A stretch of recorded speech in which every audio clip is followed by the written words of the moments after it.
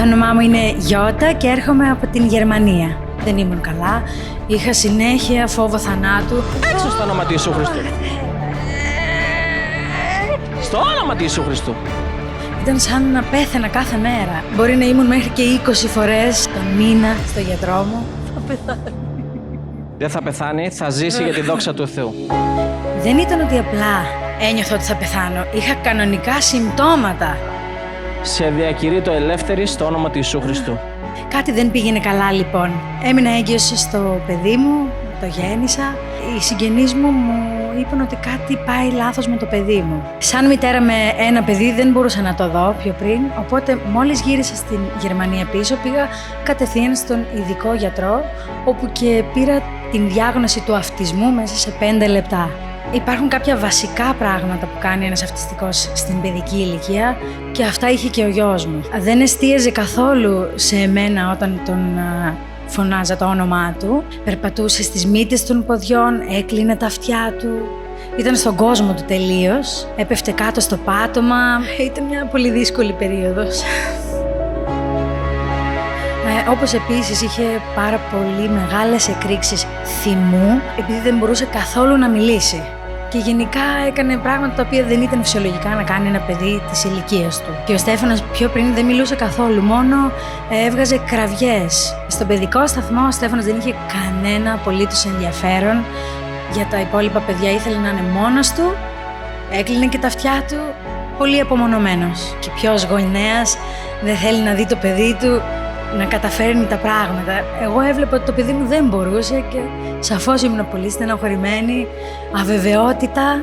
Επισκεφτήκαμε λοιπόν την Ελλάδα και μια μέρα πριν βγω προσωπικά εγώ στη γραμμή της προσευχής, επισκέφτηκα τον αδερφό το Χάρη με το γιο μου. Ήταν μια υπέροχη στιγμή αυτή που έζησα, γιατί ο γιος μου ήταν η πρώτη φορά που τον είδα να εστιάζει στα μάτια ενός ανθρώπου για τόση ώρα, στα μάτια του ανθρώπου του Θεού Χάρη. Ο αδερφός είχε πιάσει τον γιο μου από την πλάτη, του χαμογελούσε, προσευχήθηκε για αυτόν και το ίδιο βράδυ είχα ένα όνειρο. Είδα στο όνειρό μου ότι ο γιος μου ήταν στην ηλικία γύρω στα 7-8 χρονών και έδειχνε τον ουρανό και έλεγε «Πέφτει από τον ουρανό». Άκουσα τη φωνή του παιδιού μου για πρώτη φορά στο όνειρό μου. Ύστερα την άλλη μέρα πήγα στην εκκλησία, ο αδερφός προσευχήθηκε και για μένα, είχα απελευθέρωση. Για 2 ολόκληρα χρόνια αισθανόμουν ότι θα πεθάνω.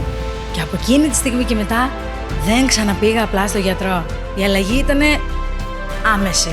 Ο Στέφανος από εκεί που δεν μπορούσε να κάνει τίποτα και ήταν τελείως στον κόσμο του, ξαφνικά έχουμε ένα άλλο παιδί, ένα τελείως διαφορετικό παιδί. Οι αλλαγές έγιναν σταδιακά, αλλά πολύ έντονα.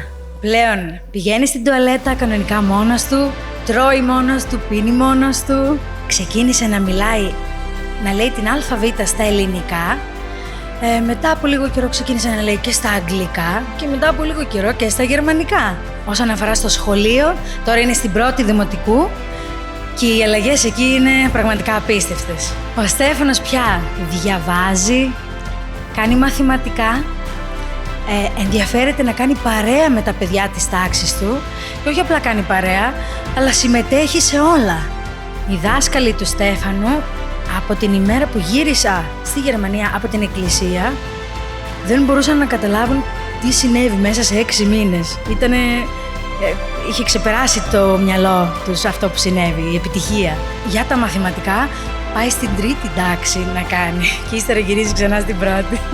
Αυτό είναι ένα ντοκουμέντο από μια επιτροπή μόλις τελειώσει ο Στέφανος τον παιδικό σταθμό, όπου αναφέρει μέσα όλη του την εξέλιξη και πόσο γρήγορα ήρθε αυτή η εξέλιξη.